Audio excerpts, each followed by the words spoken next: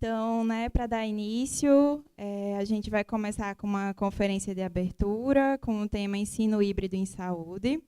Professor Mário, permita lhe apresentar. Para mim seria suficiente dizer que é faculty do Faimer, mas eu vou falar um pouquinho mais. Então, o professor Mário Cesaretti, ele é graduado em Ciências Biológicas, mestre e doutor em Ciências da Saúde pela Universidade Federal de São Paulo.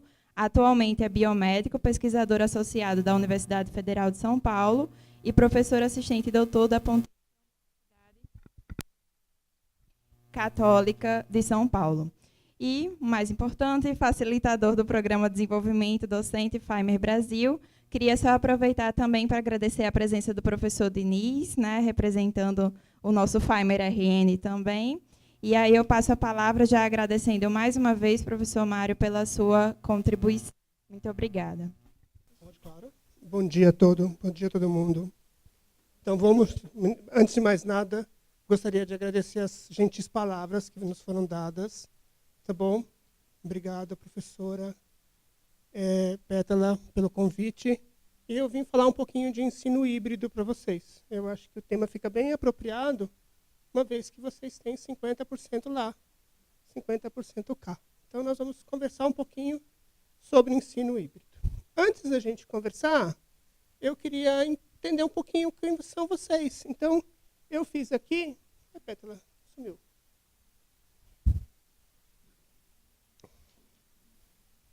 Onde que passa? Passa embaixo? É do lado? Eu fiz aqui um questionário para vocês. Vocês poderiam acessar com o telefone de vocês? A gente tem que colocar o telefone na mão dos alunos. Em vez deles ficarem olhando o Facebook, a gente coloca eles na mão para eles poderem trabalhar com o telefone. Então, o site é esse aqui, mente.com, e aí ele vai pedir um número para vocês. Olha, ninguém conhece ensino híbrido, olha. Todo mundo trabalha com isso, ninguém conhece, ó. A gente sabe as pessoas, mas conhece o nome, mas não conhece as pessoas, né? Todo mundo já respondeu esse? Então, vamos passar para o outro. Então, olha, bastante gente conhece aprendizado baseado em problema. Ó, todo mundo, ó. Se a gente for pensar, 100%. O pessoal conhece equipes 7. Pares, pouquinho. Depois a gente vai conversar um pouquinho sobre isso. Isso é bastante legal para o seu momento presencial, para vocês trabalharem com isso. Tá bom? Passa aí mesmo, Pétala, o próximo, por favor. Tem mais um. Qual você usa? Uma coisa é conhecer. Qual você usa agora? Então, bastante usa problema. Alguns usam TBL. Projeto, par. Vamos passar para o próximo? Vamos? Por favor, Pétala. Acho que tem mais um. Vai lá. Agora quem trabalha lá com os cursos da saúde. Vocês concordam comigo que as tecnologias de educação podem ser implantadas somente nas áreas básicas? Eu que sou um professor da área básica, todo mundo acha isso? Olha, todo mundo discorda.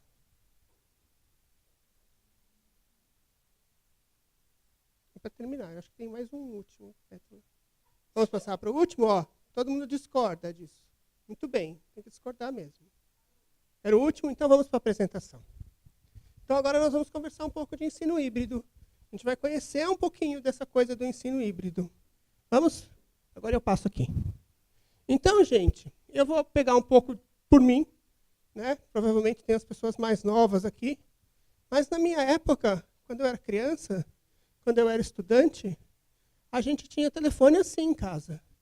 A gente andava com ficha no bolso. A mãe da gente sempre falava, olha, anda com a ficha no bolso, é importante e tal. Hoje não. Hoje a gente vislumbra aquilo que o Jetsons falava, né? A gente falava com as pessoas pela televisão, né? Tinha um programa, um desenho na minha época, que era do Jetsons, e ele tinha lá tudo que era moderno, e a gente conseguiu ver isso nessa idade. O estudante e a gente já não vive sem o telefone. Quem de nós não chegou e voltou para casa porque esqueceu o telefone? Né? Na minha época, também se usava um computador com uma coisa arcaica como essa. Provavelmente esse menino ou essa menina que está aqui na barriga nunca vai ver isso na vida. Né? A gente hoje nem mais CDs usa. Provavelmente o seu filho não veja mais CD. Né? A gente está, todo dado da gente, está lá no Google, está lá no Dropbox, está lá no OneDrive, que seja. A gente não aluga mais filme. A gente assiste no Netflix. Então, quer dizer que os tempos, gente, são outros. A gente não compra mais disco. Se bem que agora tem uma coisa de comprar disco, mas a gente não compra mais. A gente ouve música na internet. Então, a gente mudou em 20, 30, 40 anos. A gente mudou muito da nossa maneira de viver. A gente mudou, a gente teve várias inovações que a gente mudou. Então, como é que é o mundo hoje? O mundo hoje, a gente vê um multiemprego. Então, a gente vê que os nossos estudantes, por muitas vezes, eles têm vários empregos. Eles não são que nem nós, às vezes, que estamos há 30, 20, 40 anos na universidade. Né? A gente também tem um grupo uma geração que é o grupo neném, que não faz nada. A gente tem que os nossos alunos, às vezes, com a proliferação, com o menor número de empregos, eles estão subempregados. A gente vê que o emprego estável acabou, está diminuindo. Então, o mundo está se perdendo em termos de emprego. O que a gente, então, tem que pensar para o nosso estudante? Né? O nosso estudante é um estudante diferente.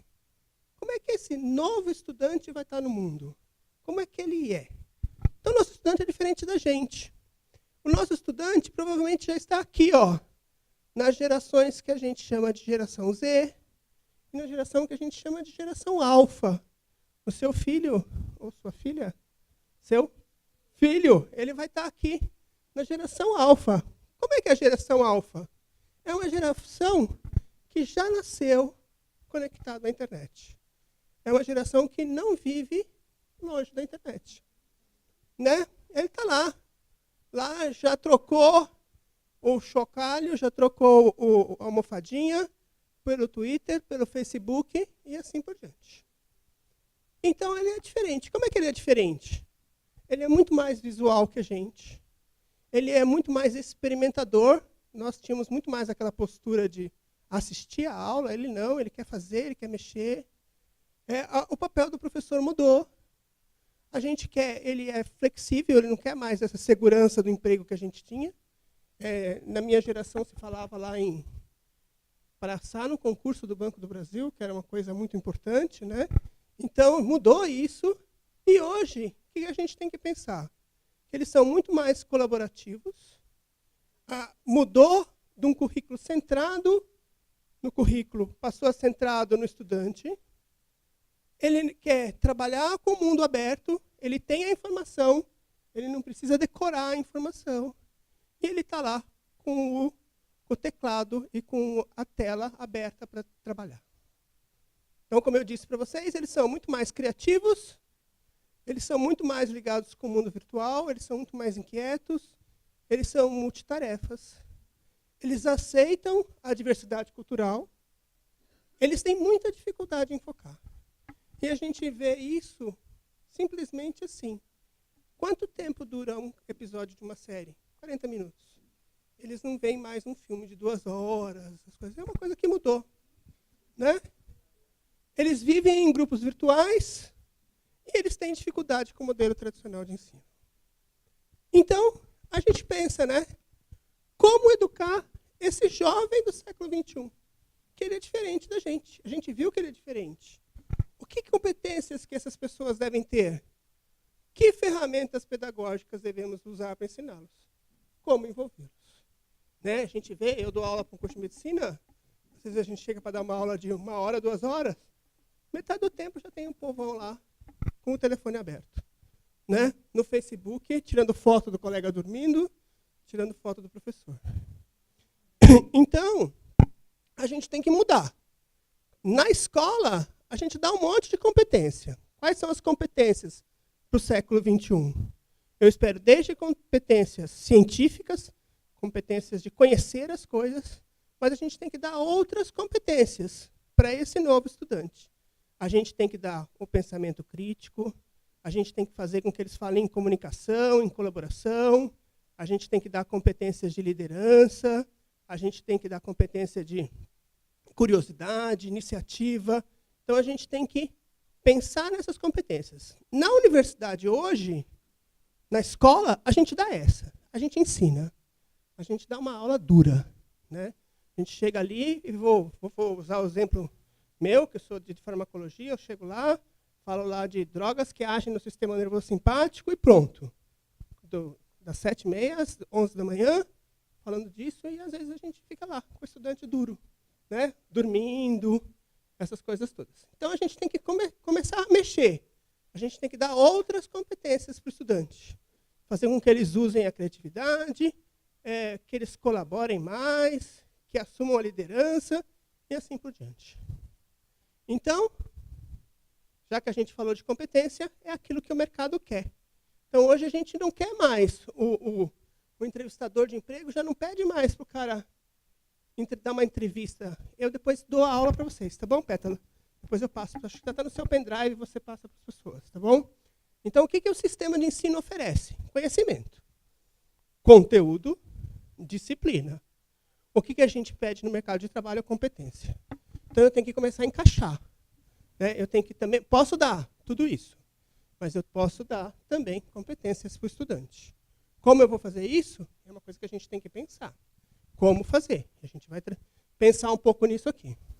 Então, aquele slide lá que estava em inglês, eu trouxe aqui ele aqui para deixar em português para vocês. Então, a gente dá todas essas competências, né? E hoje já se discute que os cursos não devem ter competências únicas do seu curso. Acho que a grande maioria de vocês é da área de enfermagem, não é isso? Então, será que a gente não precisa pensar em muito mais humanidade, um pouco de competência em ciências exatas, a gente ser um profissional mais completo? Eu acho que isso vai ser importante para o nosso futuro. Mas a gente tem que dar competências sociais e emocionais. Muito se fala em empatia. Eu acho que isso é bastante importante para a gente. Tá bom? Mas a gente tem que ter competências relacionais, consistência social, trabalhar com o terceiro setor. Eu acho que o curso de vocês faz bastante isso. Né? Competência para aprender a inovar, competência para poder emancipar, liderança, tolerância. Então, tá bom. Muito bonito tudo isso. Então, a gente tem um mundo novo, a gente tem um mundo que a gente exige novas competências, a gente tem um monte de tecnologia, a gente escreve com emoji. Não é isso? Então, é a pergunta. Tudo mudou? Não sei. Vamos conversar um pouco da sala de aula. Essa é uma sala de aula do século XIV. O Laurentes de Vontolinas desenhou aqui. Aqui está o professor e aqui está o moço conversando com o estudante lá do fundo. Esse aqui, ó, está dormindo. Alguns aqui, quem está vendo bem a aula? Vamos prestar quem está sentando. O pessoal aqui da fila do gargarejo, ó. Esse aqui, se tivesse um telefone, ele estava olhando no telefone. Então, essa é uma sala de aula do século XIV. Essa é uma sala de aula do começo do século XX. Essa é uma sala de aula do fim do século XX, do século XXI. Essa é a nossa sala de aula? Pode ser. Essa é a nossa sala de aula. A minha sala de aula, às vezes, é assim mesmo. E o estudante está lá, olhando no Facebook. Ou dormindo, né? Então, tá isso. Não é a minha sala de aula, tá bom? É montado isso, tá bom? Mas, olha, ninguém está muito interessado em aula teórica. E esse artigo aqui diz que a aula teórica é uma atividade em que o aluno assiste de olhos abertos, dorme de olhos abertos. Então, a gente precisa quebrar um paradigma. Aí, sempre que vem alguém falar assim, não, gente, a sala de aula assim é abominável, eu discordo, porque eu acho que nem todo momento a gente precisa de uma sala diferente. Eu acho que a gente pode ter uma boa sala de aula, Né? Provavelmente, se vocês dormirem aqui, eu vou brigar com vocês. Mas eu acho que a gente pode dar aula teórica. Eu acho que sim. Mas eu acho que a gente não pode dar só aulas teóricas. Então, às vezes, as pessoas vêm no purismo, eu às vezes acho que é um purismo, de falar, não, a gente tem que mudar tudo. E no momento que a gente muda tudo, fica tudo muito chato, às vezes, para o estudante. Então, a gente tem que intercalar. E mesmo porque, às vezes, essas aulas que demandam metodologias ativas, essas aulas consomem um tempo enorme do professor. Então, eu acho que a gente tem que ter um cardápio de atuações. Então, a ideia minha aqui é fornecer para vocês algumas ferramentas baseadas nessa do ensino híbrido. Ou, no caso aqui, eu quero que vocês qualifiquem, e como a Pétala falou que vocês têm 50%, 50%, que vocês consigam qualificar o 50 teórico e o 50 à distância. Então, a gente vai conversar um pouco disso. Tá bom? Não estou pedindo que vocês mudem. A primeira coisa que a gente tem que pensar é que, realmente, durante a nossa aula teórica, às vezes a gente está usando um conteúdo excessivo. Então, a gente tem que pensar se o conteúdo da gente é um conteúdo que a gente precisa ensinar tudo aquilo. Tá bom? Então, vamos para frente. Então, na aula teórica, simplesmente não pode deixar para o aluno ficar memorizando. Né? A gente ficava lá, o estudar era o decorar. A gente precisa romper um pouco essa coisa. E a gente tem que tentar mudar muito mais para fazer do que memorizar. Eu acho que a gente aprende muito mais fazendo do que memorizando. Então, vamos. Então, a gente tem que mudar do conteudismo, do momento que a gente fala lá, muito conteúdo, muito conteúdo, muito conteúdo, para que se a gente ficar com muito conteúdo, a gente sufoca a criatividade do estudante. E o estudante tem. Então, eu vou contar um exemplo para vocês que a gente vê no momento à distância. Então, por exemplo, eu trabalho na PUC, num núcleo que a gente está fazendo o seguinte. A PUC tem uma formação, professores, a PUC é uma universidade tradicional, e a PUC oferece alguns cursos de extensão à distância. Tá bom? Extensão. E aí, os professores proponentes do curso de extensão, o que eles vão fazer? Ao invés de montarem um curso à distância, eles transformam o momento presencial num curso à distância. Então, eles acham que dar aula à distância é a mesma coisa de dar aula na sala de aula. Então, para eles, era isso. Então, vamos lá. Curso de 10 semanas, 4 horas por semana. Chegava a professora e falava, mas nessa aula eu falo disso, disso e disso. Pegava 5 artigos. Ela tinha 4 horas. O estudante conseguia digerir aqueles 5 artigos em 4 horas? Não. Então, eu não posso fazer isso. Então, eu tenho que fazer com que o estudante pense ali e trabalhe ali naquele tempo da aula à distância, do tempo à distância. E se o aluno não refletir sobre o conteúdo, ele tem uma recepção passiva. Então, é aquela coisa que a gente está lá de olho aberto dentro da sala de aula. A gente tem que trocar essa visão passiva. Porque se a gente ficar na visão passiva, a gente nunca mais vai aprender. E o aluno vai só decorar. Né? Então, é importante a gente fazer com que o aluno pense na informação. E isso a gente está chamando aqui, essa mudança, né, de um aprendizado centrado no estudante. Então, o estudante é protagonista. O estudante é o responsável pela sua aprendizagem. Tá bom? Então, vamos. Então, vamos mudar, né? Vamos mudar. Como a gente faz isso? Nossa sala de aula está assim, então a gente tem que mudar. Então, vamos mudar. Então, eu trouxe aqui um filminho para a gente começar a conversar sobre ensino híbrido. Vamos ver se a gente consegue assistir o videozinho aqui. This is a classroom. The teacher stands at the front, and the students watch and listen. You'll recognize this because it's probably how you were taught and how your parents were taught before you. But there are a lot of problems with this approach to teaching. You see, not all students learn at the same speed, so some get left behind. And while some students learn better by listening,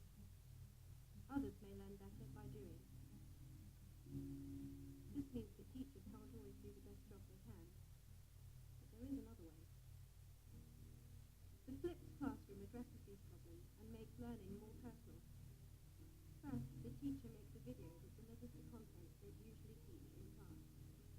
Then they share it online with students who can watch it before the next lesson. This leaves the teacher free to spend class time using activities that help students apply the knowledge. Students can rewind and rewatch a video as many times as they like and come back to class with questions for the teacher. So keeping up with the class is no longer an issue. Students can access the video at any time using mobile devices, giving them the ability to learn more independently. Instead of sitting and listening, students can spend class time applying knowledge in more practical ways. And teachers are free to spend their time working with students and giving them individual support and attention. The flipped classroom model is already making a difference to students and teachers worldwide, so get involved. Discover more at flipedinstitute.org and become part of the movement. Legal. Então, a sala de aula invertida, o Flipped Classroom, é uma modalidade de ensino híbrido. E eu queria que a gente, antes de começar a falar de ensino híbrido, a gente conversasse alguns aspectos que vocês acharam importantes nesse vídeo. Vai?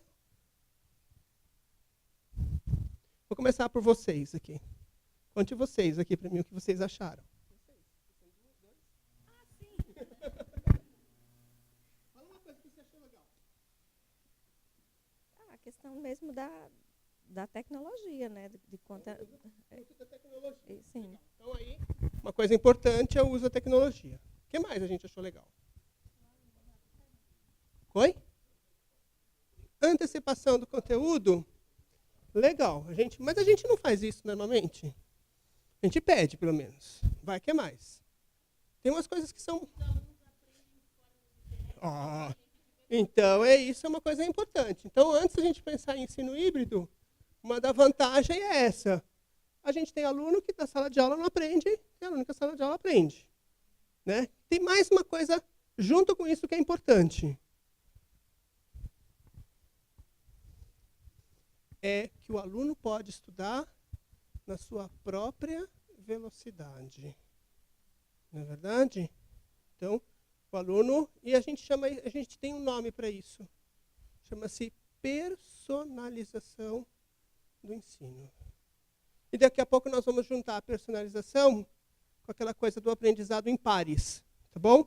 Daqui a pouco a gente vai falar isso. O que mais a gente fala aqui que é legal? Coisas que eu falei antes aqui para vocês.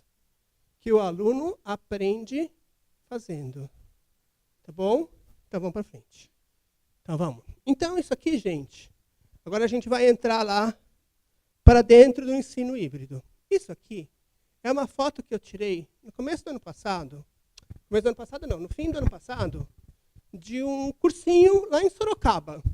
Isso aqui é um outdoor. Então vocês vão ver aqui, que tem aqui, tirei do carro, né, tem um fio aqui no meio. Então esse cursinho, esse ensino médio, estava oferecendo isso para os estudantes. Um sistema de ensino híbrido, PBL, que a gente não sabe se é problema ou projeto. Tá bom? Isso aqui é a sigla de traga o seu próprio dispositivo. Bring your own device. Então, traga o seu computador para a sala de aula. E a sala de aula invertida. Então, o cursinho lá, o colégio de nível médio, estava oferecendo isso para os estudantes. Então, esse é o estudante que vai vir para nós no futuro. Oxalá, eles venham assim, informatizados. E a gente já vê no mundo algumas quebras desse protocolo. Então, isso aqui é de uma revista de informática que chama Wired, e ele fala assim, que a aula teórica está morta. É meio forte, mas tudo bem. Eu posso saber que eu sou um professor. Já existem outras escolas, então aqui, a Escola Médica de Vermont disse adeus às aulas teóricas. Então está lá os alunos fazendo lá uma coisa de TBL. Ano passado, né, lá em meio do ano passado, saiu um artigo da revista, uma revista grande de medicina, que se chama New England Journal of Medicine, mostrando que os estudantes da Faculdade de Medicina de Harvard também estão dizendo adeus às aulas teóricas. Né? Lógico que o curso de medicina eu estou trabalhando com 100 e poucos estudantes, mas eles estão quebrando esse plano. E a gente vê que no mundo, né, as tendências de ensino no mundo falam de 6 novas tecnologias e 6 novas tendências de aplicação de mudanças nas maneiras de ensinar. Né? Então, e uma delas é essa que a gente falou agora, da sala de aula invertida, que ela está dentro do ensino híbrido. Tá bom? Então, existe isso. Lógico que a gente tem que olhar essas informações como uma informação crítica. Que nem o professor que estava aqui falou isso e eu concordo com ele. Eu acho que a gente sempre tem que olhar isso para um público que a gente tem. A gente não pode chegar e falar lá na... Eu vou falar sem saber, tá bom? Vou chegar lá na UFRN e falar assim, agora a partir de amanhã será assim. Se a gente não tem professor capacitado, se a gente não tem infraestrutura, se os alunos não conseguem, então a gente tem que pensar como fazer. Né? A gente tem que entender o nosso público. Então, vamos conversar um pouquinho. O que a gente busca? O que a gente, como professor, busca? A gente busca uma aprendizagem para a vida toda. Tá bom? A gente aprende, a gente faz. Então, a gente tem essa figurinha é desse Edgar Dale, e ele fala assim, ó, o que a gente retém após 30 dias? De uma palestra, a gente retém 5%. De um texto, a gente retém 10%. De um audiovisual, um pouco mais. Porque aqui a gente já está entrando com outra estilo de aprendizagem. Quando a gente demonstra, vê uma demonstração, a gente aprende um pouco mais. Um grupo de discussão. Quando a gente faz, e quando a gente ensina o outro, a gente aprende bastante. Então, quando o meu orientador de pós-graduação dizia assim, ó, quer aprender um assunto? Escreve um artigo sobre ele. Então, a gente consegue aprender bastante. Então, a gente vai, cada vez que a gente vai. Então, olha, quando a gente discute, quando a gente pratica fazendo, quando a gente ensina os outros. Eu olho aqui, e ao mesmo tempo que eu falo isso, eu lembro do ETEC. Olha eu fazendo aqui, tentando fazer essa história. Por que não, no momento presencial, em vez de a gente fazer uma aula, não sei se é assim, tá bom, Pétala? Estou falando sem saber, tá? Fazer uma aula, a gente tente fazer algo desse tipo. Um grupo de discussão, alguma coisa assim. A gente vai ver algumas coisas que podem ser interessantes para vocês aqui. Tá bom? E numa aula teórica, o que a gente faz? Numa aula teórica pura, uma aula teórica, a gente faz o seguinte, a gente lembra, a gente entende. É só isso que vocês estão fazendo agora. Vocês estão entendendo eu falar. Vocês estão entendendo, lembrando que um dia veio alguém de camisa azul falar isso para vocês aqui. Tá bom? Eu pensaria, se você ver, se eu era professor, eu diria que ele tem camisa azul. Então, é assim, eu sou visual.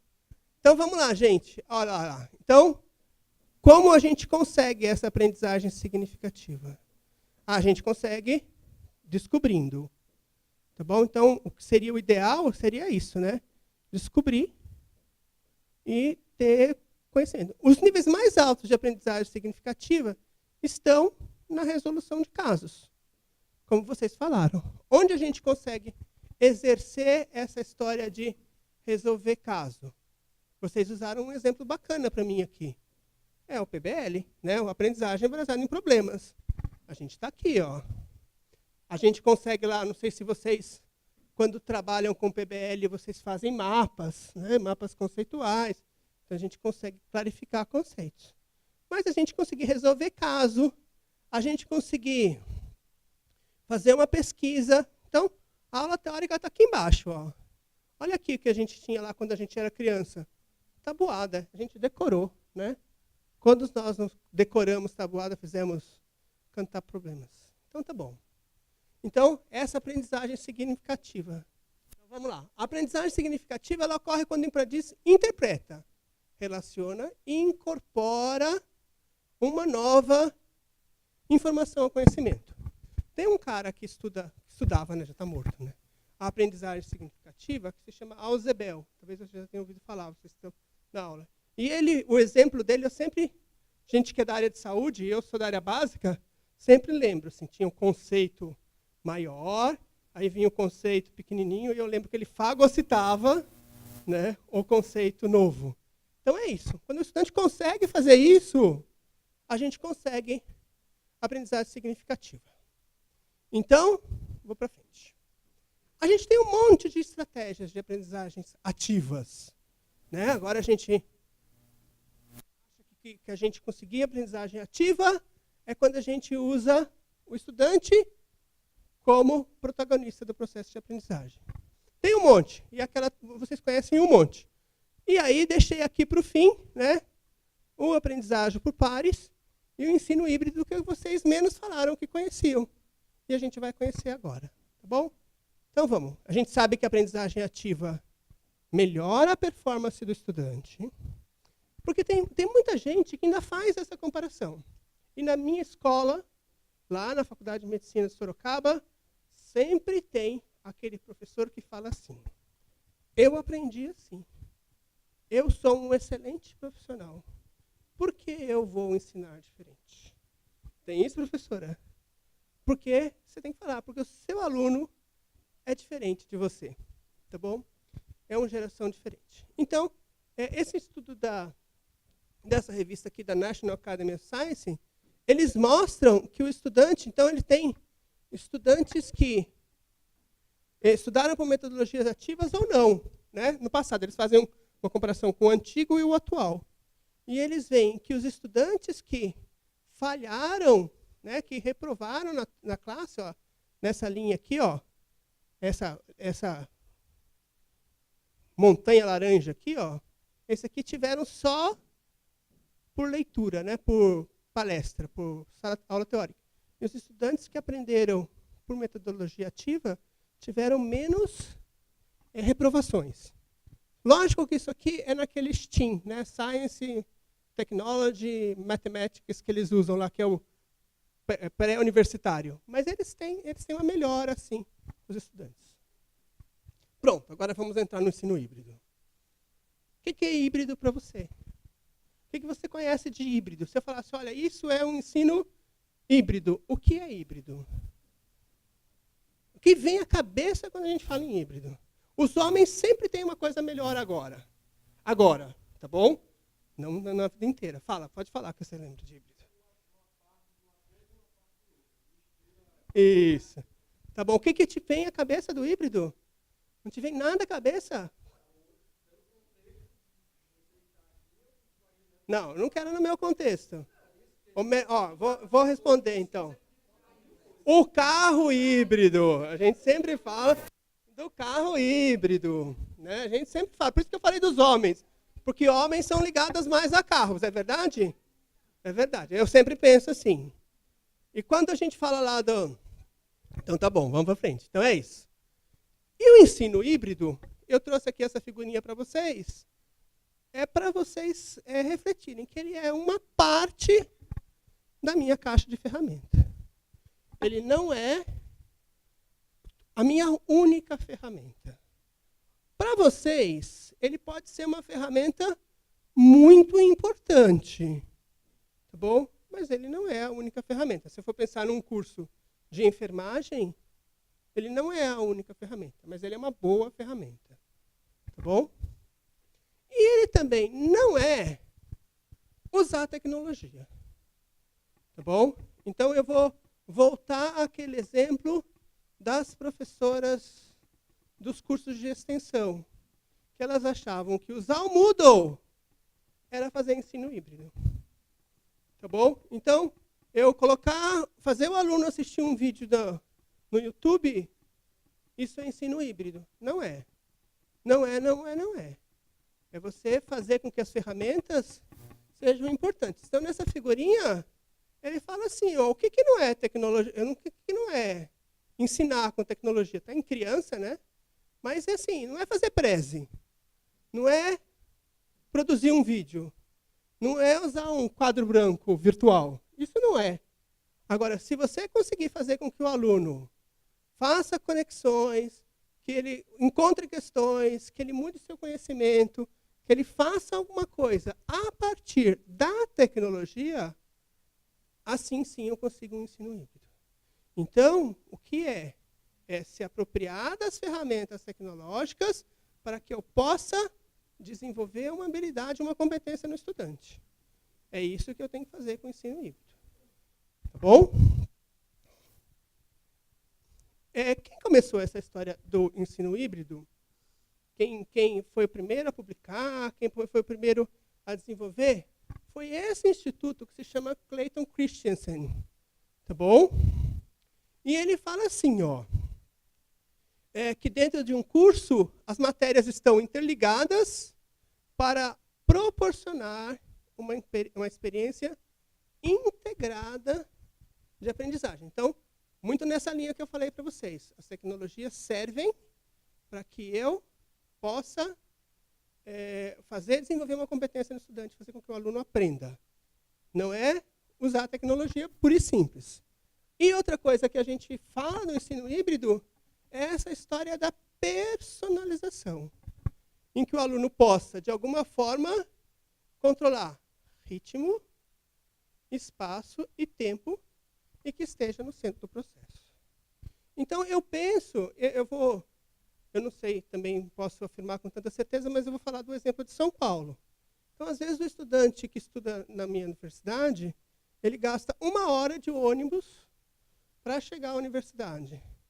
Nessa 1 hora, ele pode estar assistindo um vídeo na velocidade com que ele quer. Tá bom? Se a gente for pensar nesse sentido. Ele pode estar, como o professor disse ali, antecipando a matéria.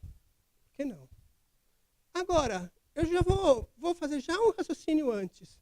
Se eu antecipo a matéria, se o estudante já vem conhecendo o conteúdo, o que eu faço na sala de aula? Já que eu deixei de ser o transmissor de conhecimento. Qual é o meu papel? Para que serve esse professor? Vou perguntar para você. A coisa foi sua, você começou, você continua. Agora você me pegou. Para que serve o professor? O professor serve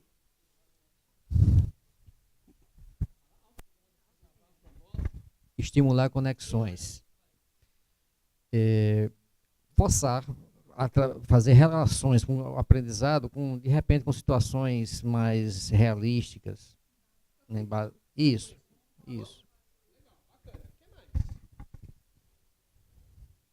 O que mais? Vamos pensar que nem todo estudante aprende igual? Então eu posso deixar os estudantes que teoricamente aprenderam melhor aquele conteúdo para fazer o quê? Oi?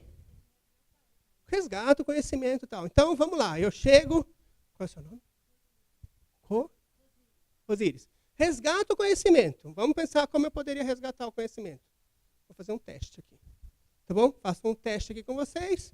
E o Osíris tirou 4. O Ari tirou 2. Depois vão dizer que eu sou sexista. Qual que é o seu nome? Seu nome. A Flávia tirou 10. E agora, o que eu faço agora? Eu pego a Flávia para ensinar os dois. Ela é o que agora? Como é que eu estou ensinando? Quem está ensinando? O colega. Eu estou ensinando por pares. Tá bom? Então eu posso fazer isso. Ou ainda, eu deixo lá a Flávia trabalhando numa outra coisa e eu, professor, vou trabalhar com os alunos que entenderam menos. Tá bom? E aí, eu consigo chegar nos grupos e consigo dar feedback sobre as aprendizagens do estudante.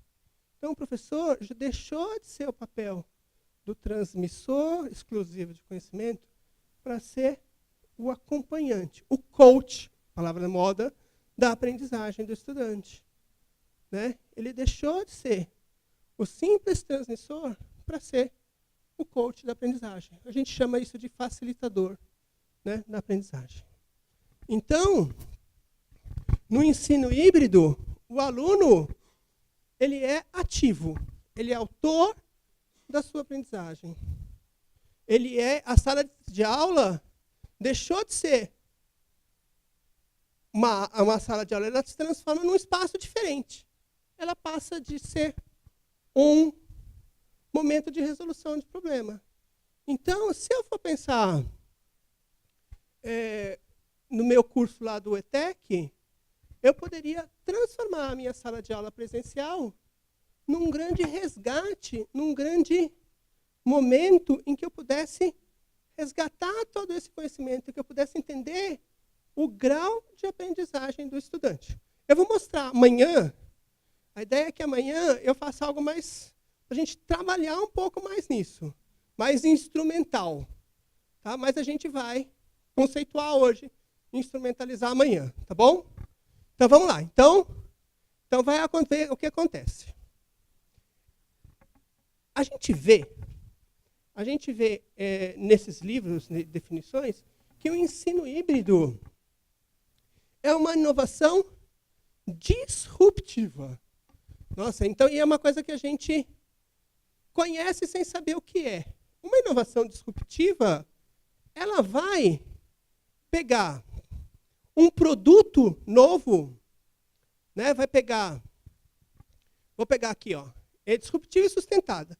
Porque ela vai pegar um produto novo, um produto antigo, e vai aprimorar o produto antigo. Então, quando a gente aprimora um produto antigo, e isso vai, a gente deixa ali no intervalo, a gente diz que isso foi disruptivo. O carro flex é uma inovação disruptiva, porque a gente pegou o carro a gasolina, colocou o motor a álcool, e aí a gente está usando isso. Mas a gente nunca esqueceu o velho. No futuro, se o álcool for muito melhor, a gente vai trocar pelo álcool. Assim como o elétrico. Né? Outro dia, andei num carro elétrico, e o carro elétrico faz 25 quilômetros com 1 litro de gasolina. Então, talvez no futuro, a gente troque para o elétrico, para o mais limpo. Então, ele é uma inovação disruptiva. Então, ó, híbrido é uma nova tecnologia disruptiva. E qual é a minha nova tecnologia disruptiva? É o uso da tecnologia na sala de aula. A gente pega a sala de aula tradicional e vai somar a coisa. E no futuro, de tão bom que vai ficar um disruptivo, a gente vai entrar numa coisa sustentada. A gente vai melhorar, a gente vai deixar o para trás e vai usar o novo. Hoje nós estamos na fase do híbrido. No futuro, quiçá, ou talvez ou não, a gente vai para a parte da inovação sustentada. Então, gente, se a gente fosse fazer uma definição simples de ensino híbrido é aquele que necessariamente, bom, definição, que necessariamente tem 2 momentos. Um momento que usa recursos de tecnologia de informação, e pode ser presencial ou não, tá bom? Então, a gente confunde com ensino à distância ou com sala de aula invertida, aquilo que a gente viu lá. Então, ele conjuga ensino com tecnologia, em que vamos dar mobilidade, estrutura, controle, autonomia do estudante, com recurso presencial, face a face. Então, necessariamente, eu tenho que ter os 2. Aqui, ó, lá a nossa personalização, o nosso feedback. Então, esse momento em que as 2 coisas são conjugadas, eu falo em ensino híbrido. Diferente de ensino à distância. Então, se a gente fosse... Hoje ainda tem gente no MEC que acha que, se a gente colocar... Eu já vi essa definição. Acima, até 20% é presencial. De 50% a tanto, híbrido. Mais que tanto, ensino à distância. Então, tem gente que faz essa coisa. Esse semipresencial. E hoje, mais do que nunca, a gente tem que dar importância à qualificação disso. Por quê?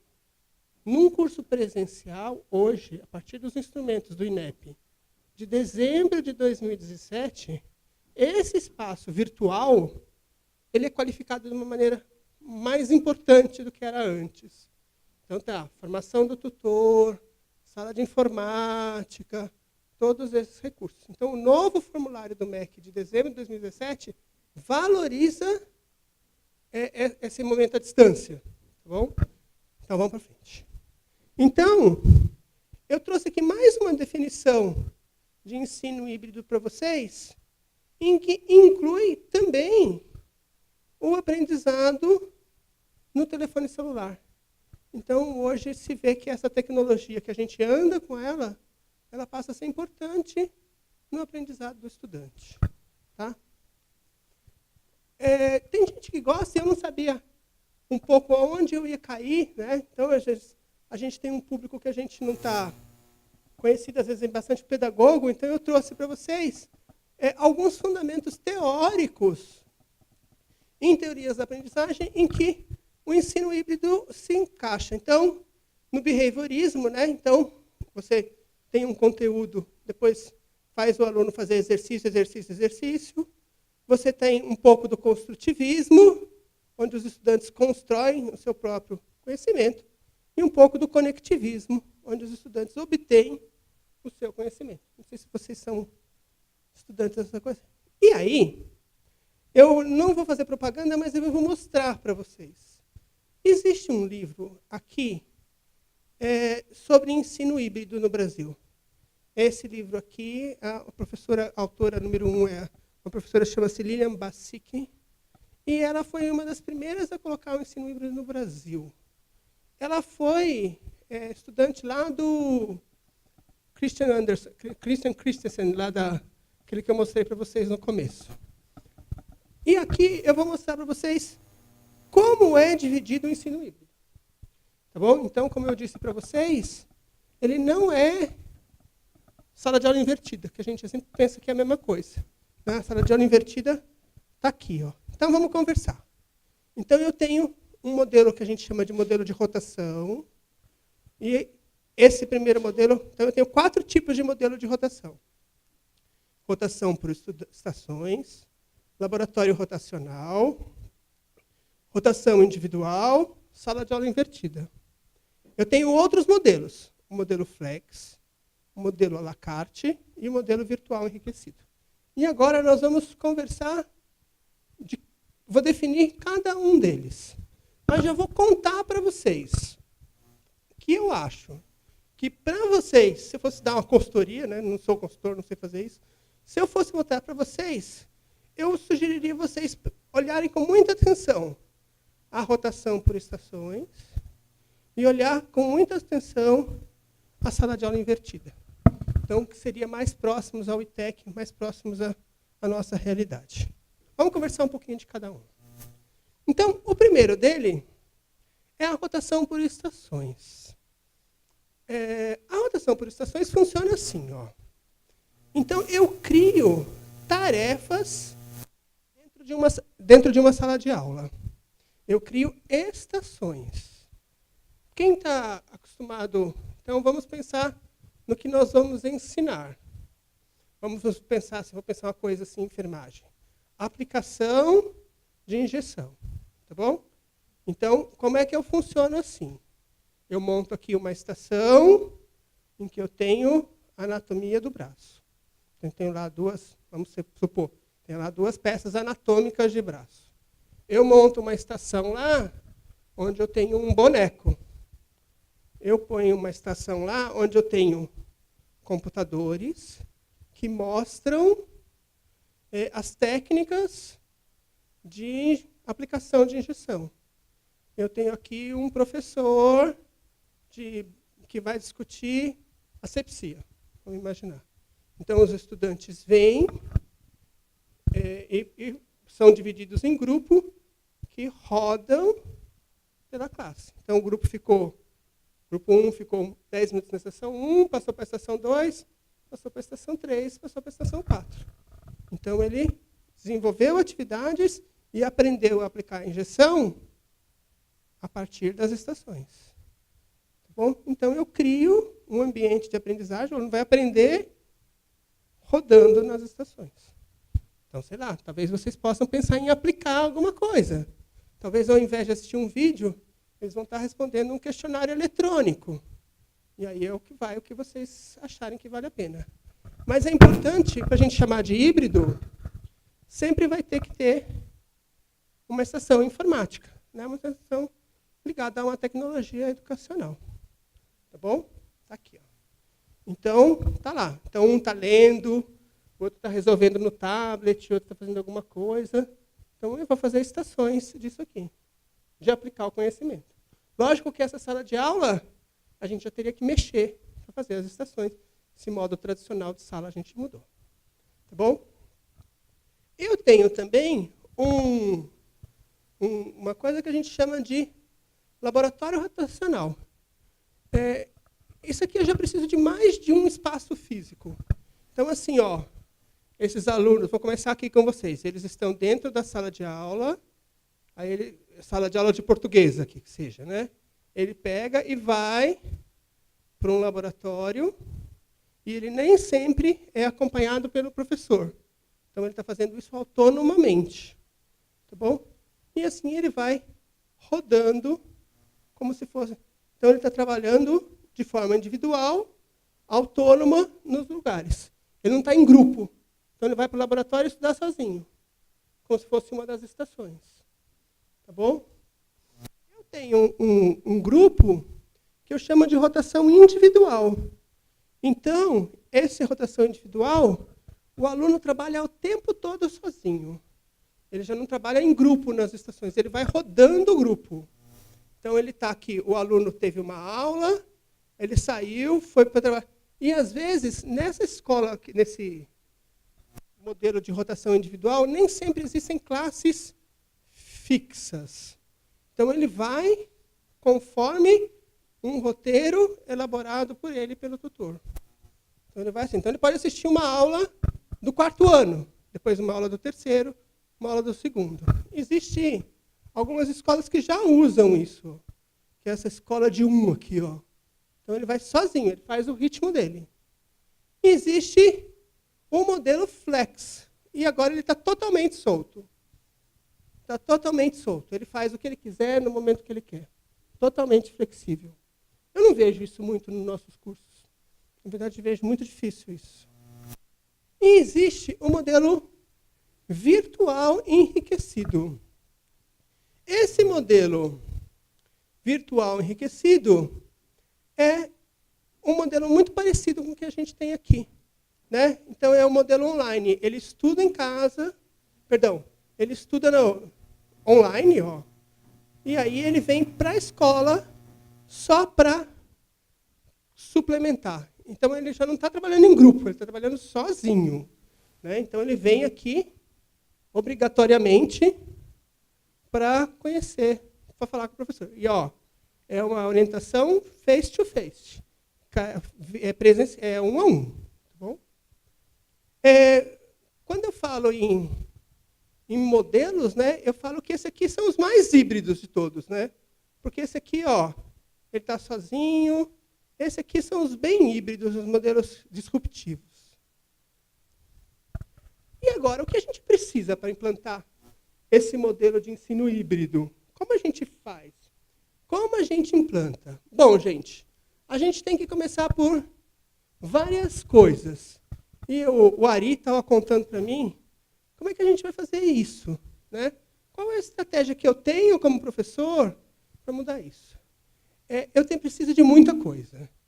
Eu preciso da gestão, né, que me apoia a fazer isso. Eu preciso do estudante que entenda a importância disso. Então, isso tem que ser pactuado logo no primeiro dia de aula. Olha, gente, nós vamos fazer, nosso curso vai ser assim, assim, assim, assado. Tá bom? Mas a gente precisa fazer um monte de coisa. Mudar o papel do professor. Todos nós fomos treinados, todos nós espelhamos os modelos de ensinar. Não é? Todos nós. Então, a gente tem que mudar o nosso papel. A gente tem que pensar que, às vezes, a gente não pode dar aquela resposta pronta para o estudante. O estudante tem que mudar o seu papel. A gente tem que mudar a sala de aula. Então, eu fui dar uma aula uma oficina de ensino híbrido uma vez, e o pessoal do lado reclama. Por quê? Porque a sala de aula, se a gente for fazer estações, vai estar todo mundo conversando. Então, a gente tem que pensar nisso também. Então, a gente tem que reorganizar a sala, reorganizar a escola, e a gente tem que capacitar o professor. E eu acho que isso é importante. Tá bom? Então, vamos falar. Como é que a gente faz?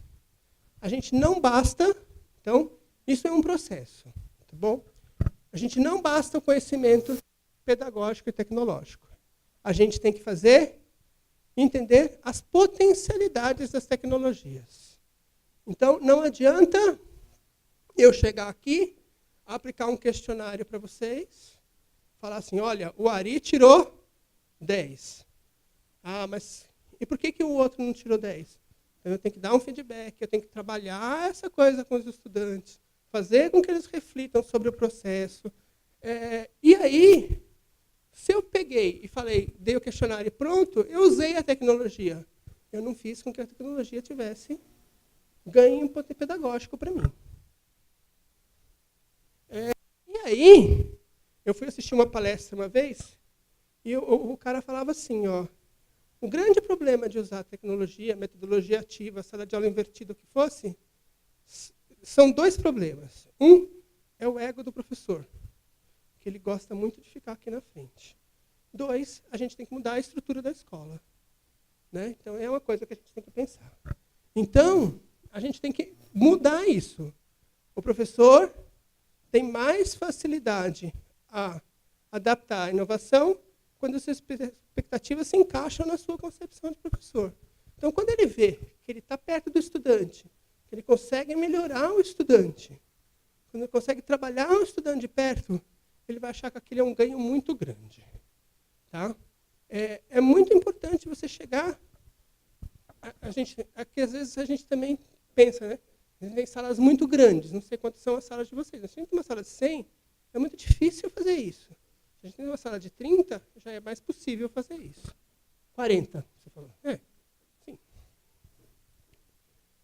A gente tem que mudar o nosso currículo para a era digital. Então, eu vou contar uma historinha para vocês, o que acontece. Olha o que acontece. Vou usar o exemplo da minha universidade, porque a minha universidade eu posso falar, né? Então, eu tenho professores na universidade, nós estamos em 2018, que usam transparência.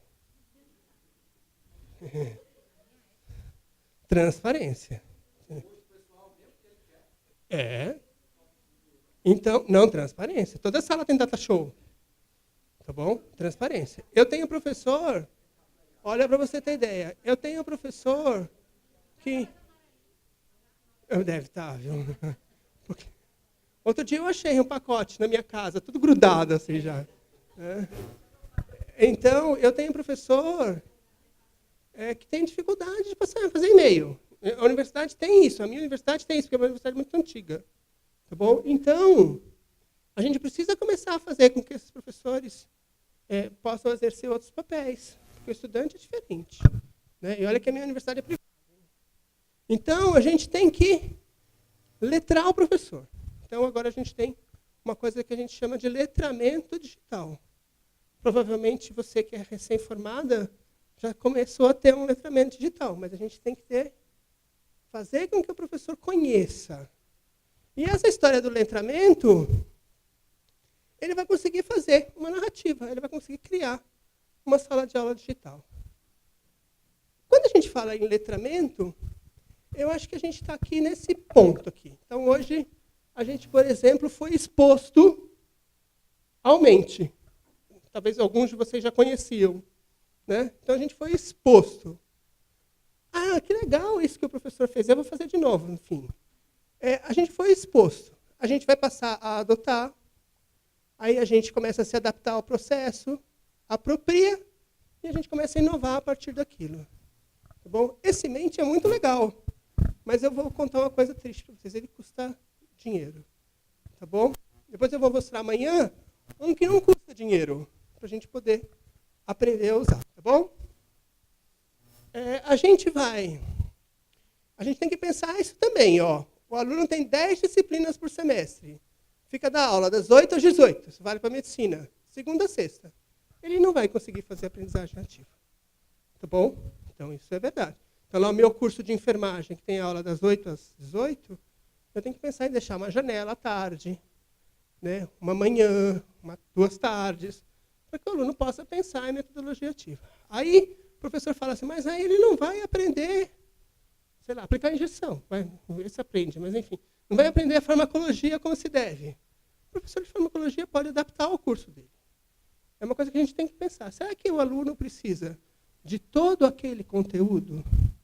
Ou ele precisa saber trabalhar com os conteúdos e depois poder saber discutir e onde procurar a informação? É a pergunta que a gente deve fazer. Tá bom? E aí, a gente começa a implantar. Aí a gente vai começar a montar o nosso curso em ensino híbrido. Como é que a gente vai fazer? A gente vai ver quem são os estudantes, quais os estudos objetivos do meu curso. O que eu quero com o estudante? Conhecimento? Lembra lá embaixo? Quero conhecimento? Eu quero aplicar o conhecimento? Onde eu quero chegar com o estudante? Então, a gente sempre tem aquela figurinha, né? Que no começo do primeiro ano, eu vou dando conhecimento e vou diminuindo ao longo do semestre. Vou dando aplicação e vou aumentando. É uma maneira de se pensar. Então, a gente tem que pensar como montar. Quais são os conteúdos que eu vou dar em ensino híbrido? Então, gente, de novo, isso aqui dá trabalho. Imaginou? Vamos pensar assim na estação. Eu vou montar uma estação de aplicação de injeção. Aí eu venho lá, vou lá na anatomia, busco um braço, busco um glúteo, busco coisa. Aí eu venho aqui, estruturo um checklist para o estudante, para ver o que ele tem que ver. Aí ele vai ter que fazer, olha, procura fazer isso, faça um vídeo para ele, que seja. Vamos montar a estação 2. Então, isso demanda um trabalho. Será que isso vale a pena fazer toda semana? Então a gente tem que planejar. Será que a gente não pode fazer isso? Vocês que trabalharam com problema, e na semana que vem abrir um problema de riscos microbiológicos e mecânicos da aplicação de injeção. Fulana foi tomar uma injeção na farmácia e houve lesão do nervo tal. Faço isso na semana que vem. Na outra, elaboro uma outra estratégia. E assim vou usando esse rol de ferramentas para poder ensinar o estudante. Tá bom? Como eu vou avaliar? Lógico que eu preciso pensar numa avaliação melhor do que uma prova teórica. Né? Quais serão as atividades que serão atribuídas aos estudantes? Eu vou construir os planos de aula. E isso é importante. Construir o que você vai fazer a cada aula. Como você vai montar cada aula. Como você vai fazer. E aí, conseguir o mix perfeito. Vai que aquele dia você fez aquelas estações e nada funcionou. Né? Será que eu não preciso reformular aquilo? Então, a gente vai conseguindo, com o tempo, melhorar o meu curso. Existe uma coisa, o rapaz que é da engenharia aí, que vem lá da administração da engenharia, que chama-se PDCA. Planeja, faz, confere o que está certo, corrige, faz uma ação, planeja de novo. E assim vai fazendo um ciclo para a gente conseguir chegar à melhor estação que a gente vai fazer. Tá bom? Trouxe aqui um exemplo de ensino híbrido para a gente poder tentar fazer na nossa sala de aula. A gente dá uma aula sobre, vou de novo, técnicas de injeção, instrui à distância, testa, faz um teste, depois vou ensinar vocês, pratica no laboratório, de novo presencial, e depois pratica na distância. Então eu faço. Tinha um professor do Feimer, lá que é um grupo que a gente pertence, que ele trabalhava com ensino híbrido em fisioterapia. Então ele fazia uma aula de simulação, no laboratório de simulação, toda a discussão era feita virtualmente, correções, instruções, tirava dúvidas, fazia de novo a simulação e voltava. Então, ele estava trabalhando tanto presencial. Então, vocês veem que existe um contínuo, né, entre comecei, continuei. Não é uma coisa seccionada, é uma coisa que complementa a outra. Aí vai da boa especificidade da sua disciplina. Bom, agora, eu vou falar um pouquinho para vocês da sala de aula invertida. Eu vou contar um pouco para vocês como funciona isso. Tá bom?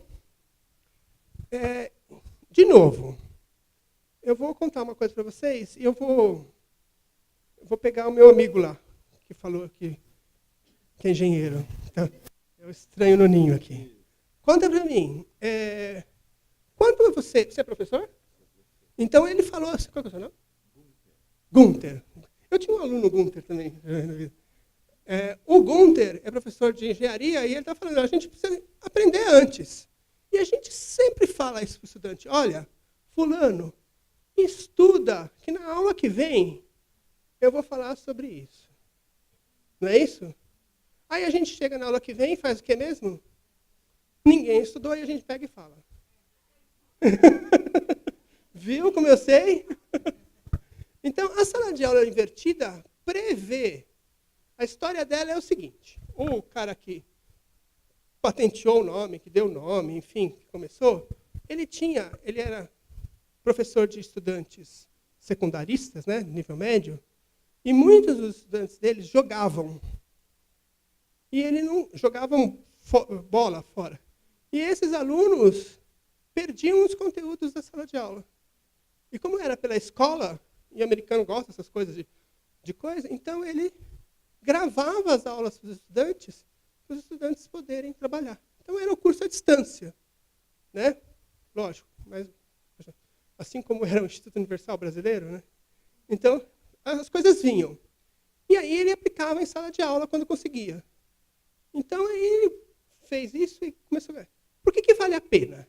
Segundo esse autor, que ele chama John Bergman, ele fala que a sala de aula invertida fala a linguagem dos alunos, ajuda os alunos a estudarem no seu ritmo. Como é que a gente chamou isso? Personalização. Aumenta a interação entre o professor e o aluno. Então, o professor está dentro do aluno, vê o aluno que não entendeu. Aumenta o acesso à informação para o estudante. Como o professor tem mais tempo junto aos alunos, ele conhece mais os estudantes. Os alunos trabalham entre si, desenvolvendo habilidades de comunicação.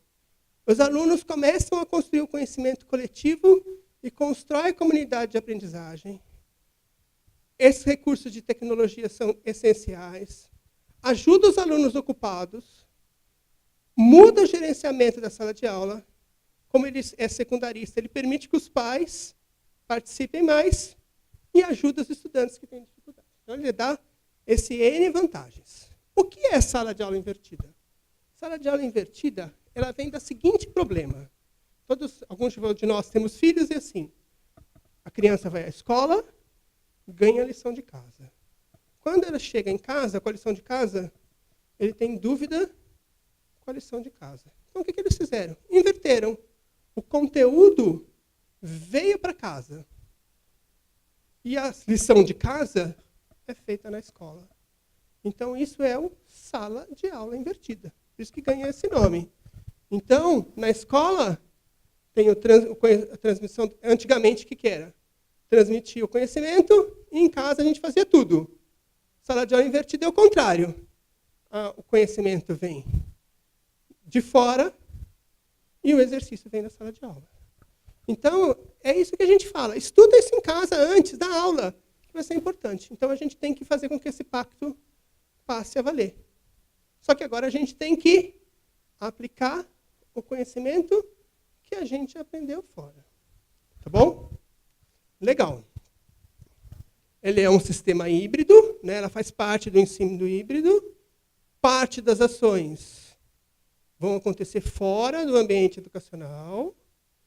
E uso de recursos transmediáticos. Vídeo aula, game, slide, livro, aplicativo, artigo, o que for. Tá bom? Então a gente tem que ver. De novo, a gente vai ter que pensar E olha de novo, qual é o trabalho disso? Não adianta eu chegar e falar, leia isso, e chegar na sala de aula e não aplicar isso. Eu tenho que fazer com que agora seja aplicado isso. Eu vou falar como a gente pode aplicar. Então, assim, o que é a premissa da sala de aula invertida? Personalização. Olha aqui, Ari. O aluno tem que ter automotivação, o aluno tem que ser protagonista, o aluno tem que ser autônomo. Ele tem que ter pensamento crítico, colaborar, cooperar e ter criatividade. Então, o aluno ganha um papel. Vou perguntar para vocês, isso dá trabalho para o estudante?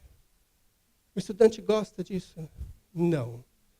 Mas a gente tem que fazer, que é que nem dar remédio amargo. A gente tem que fazer com que ele pense nisso. O que não é sala de aula invertida? É o aluno assistir o vídeo só.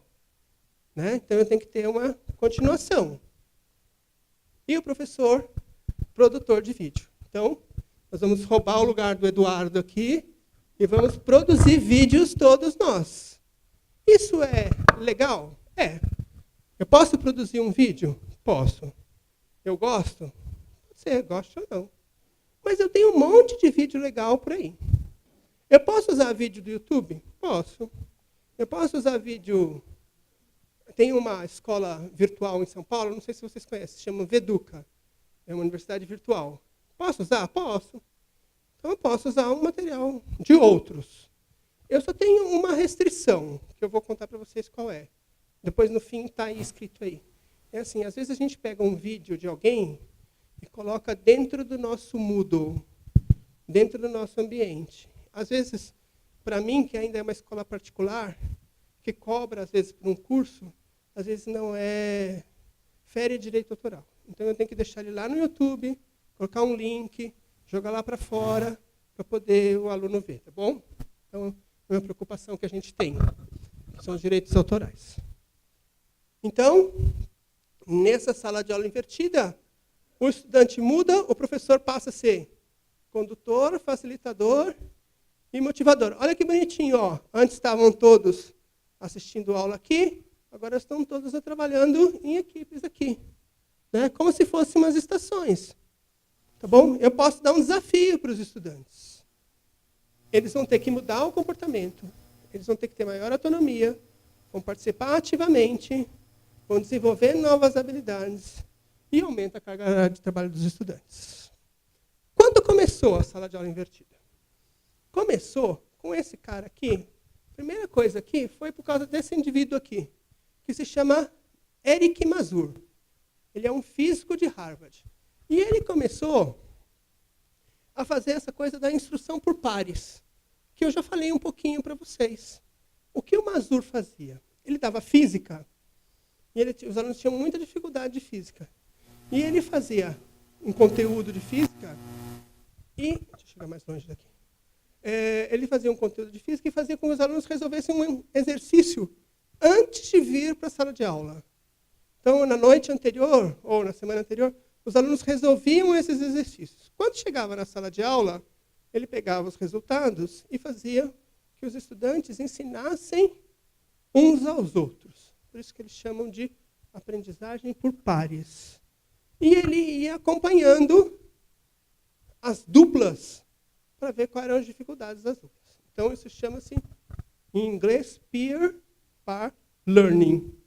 E começou aí a história da sala de aula invertida.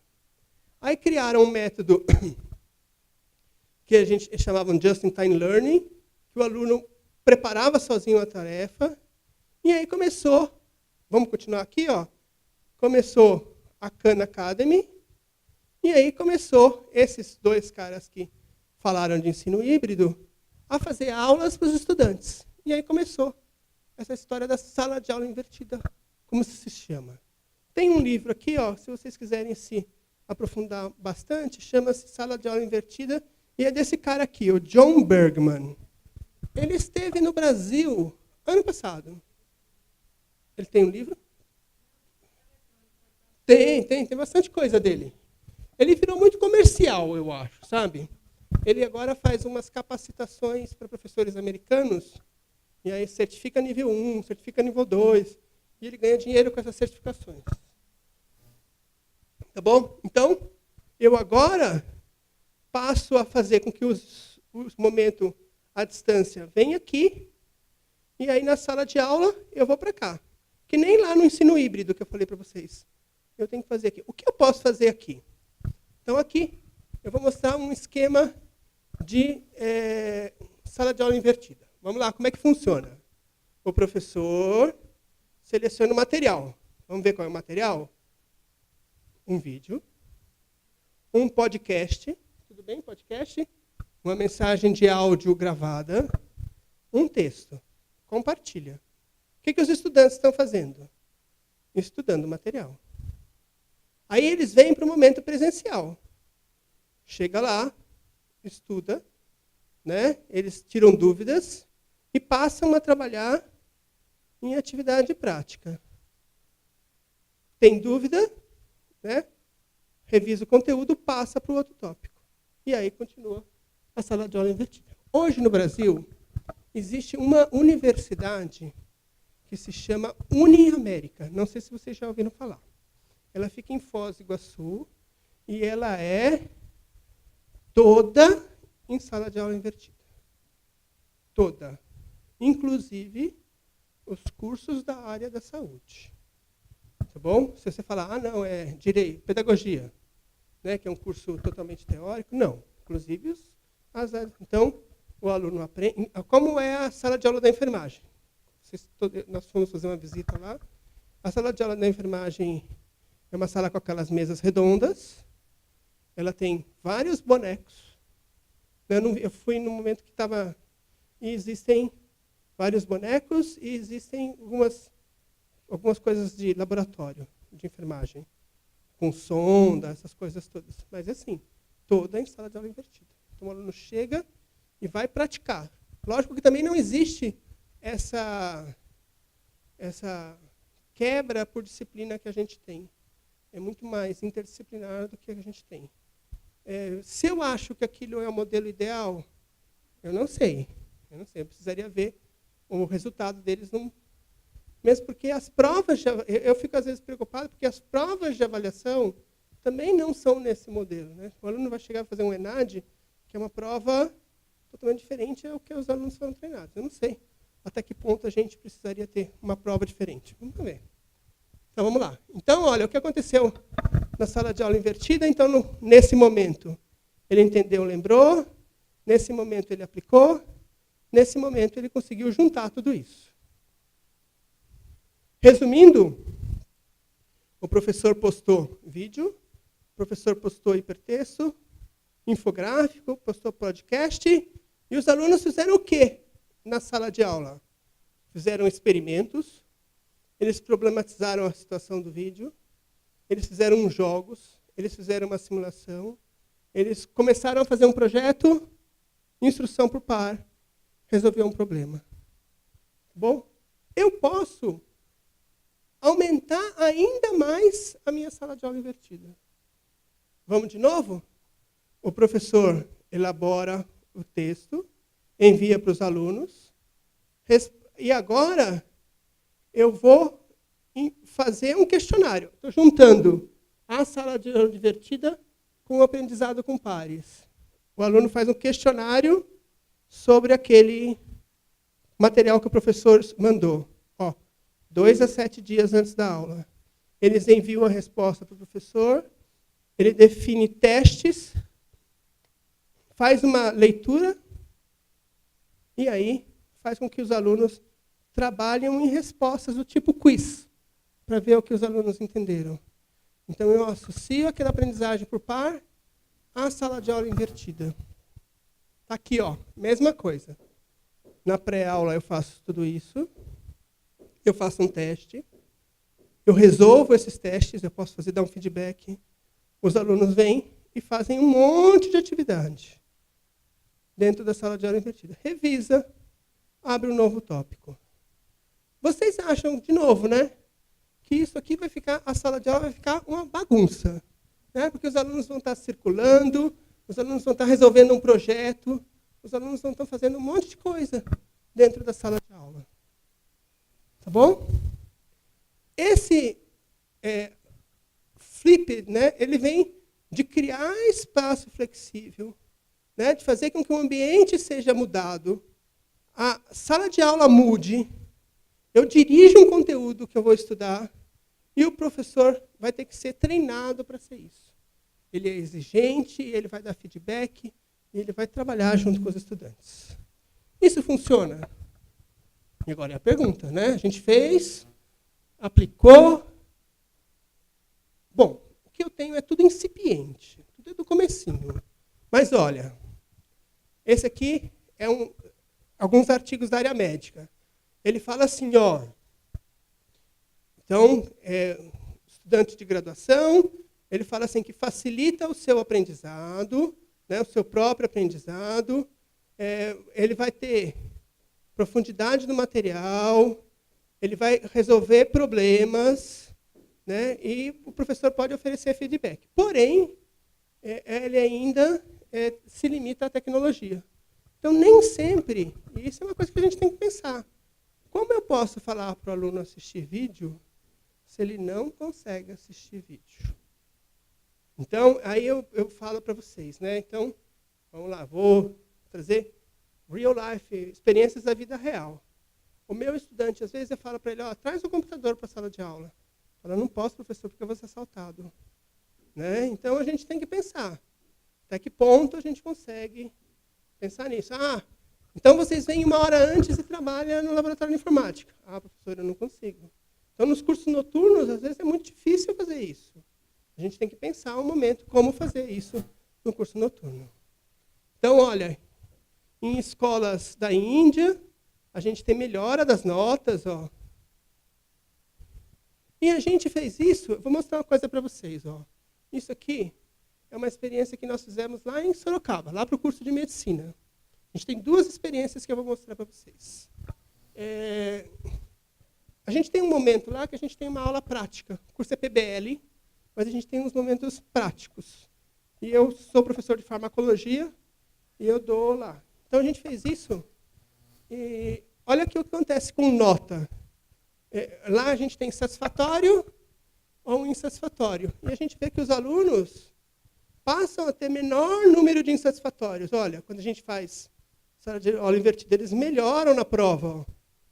Tá bom? Diminui bastante. Mas eles não estudam o material. Ela fala, mas por que você não estudou o material? Ah, não.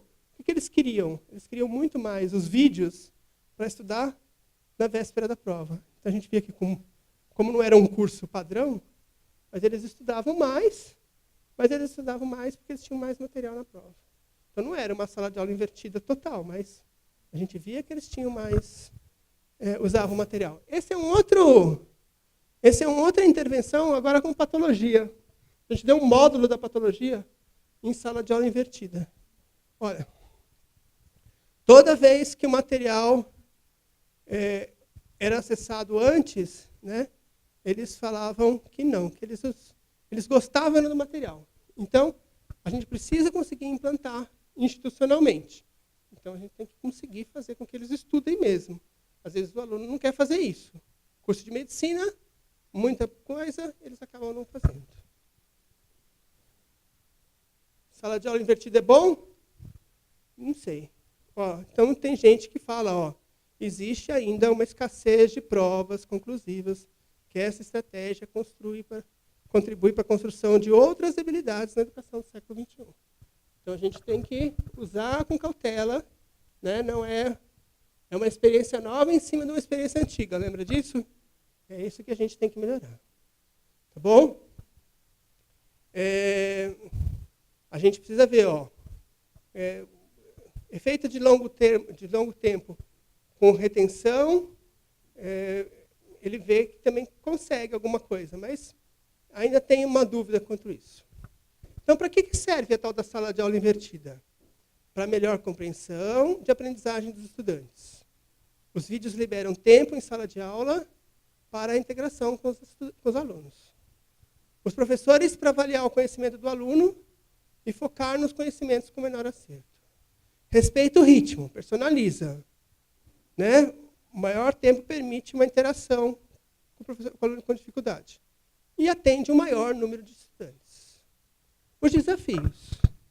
Os momentos assíncronos. Lari, aquilo que você falou. Será que ele vai estudar mesmo?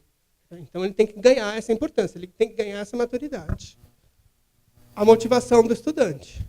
Por exemplo, se eu fosse fazer agora na época da Copa, talvez eles ficassem muito mais interessados com o jogo do que com os problemas técnicos. Como mudar do modelo tradicional? Alguém já falou isso comigo hoje também. O Ari foi. Como sair do modelo tradicional e vir para a sala de aula invertida. O suporte técnico.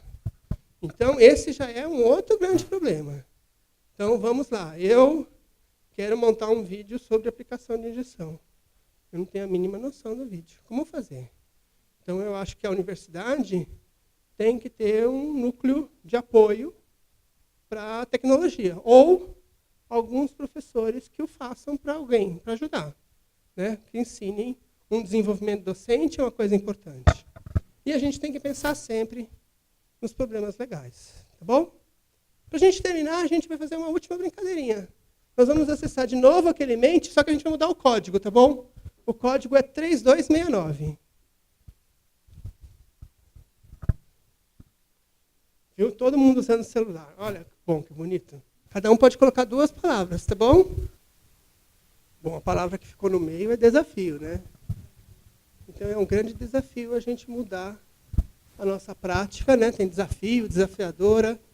E a gente também tem que pensar em várias coisas, né? Ó, transformar, mudar, inovar, novas possibilidades, transformação. Então eu acho outra coisa. Eu acho que aí fica o desafio à transformação, o desafio à mudança. Ele cabe a nós, né? Cabe a nós que somos sensíveis, que estamos aqui. Né? É a metáfora do pistache aberto. A gente está aqui para a gente pensar. Eu me coloco à disposição. Amanhã eu coloco meu e-mail para vocês e eu coloco à disposição para tentar ajudar vocês no que for possível.